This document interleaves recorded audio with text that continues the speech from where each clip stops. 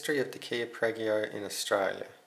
So I was given this Pregio for free by a mate a few months back. The Kia Pregio was first released in 1995, although I'm unsure of what year it was released onto the Australian market in the late 1990s. At this time, Kia was a relatively new brand in Australia, and the Pregio was one of the first Kias sold here. This is around the time that the Mentor and the Ceres, a light truck, were also being sold. At this time, Kia did not have a very good reputation in Australia, and it would take the brand another 15 years to earn one.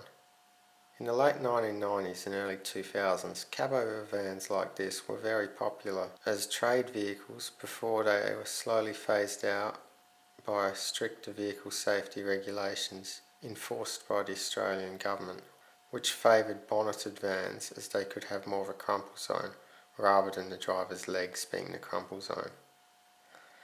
The Kia Pregio had a naturally aspirated, mechanically injected, overhead cam 2.7 litre diesel 4-cylinder motor, making a whole 62 kilowatts and 172 newton meters.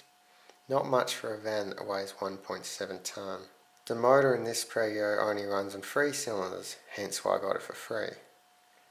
This motor, known as the J2, was bolted up to a 5-speed manual, and there were no automatic versions available in Australia as far as I know. There was an update in 2003, which this model is. It received a different front end styling and no longer had a chrome grille, which was actually just for looks. In foreign markets like in Southeast Asia, there was a windowed version of the Pregio, but I believe that all Australian models were all panel vans. There aren't too many of these vans left on Australian roads. Not many are still used as trade vans, but a lot have been converted to campers by now, as they are well suited to this, and they are by no means collectible, so they are destined to be a rare sight within the next few years. Not that anyone really cares, but the Car Wreck Hunter is about remembering Australian automotive history, regardless if it was popular or not.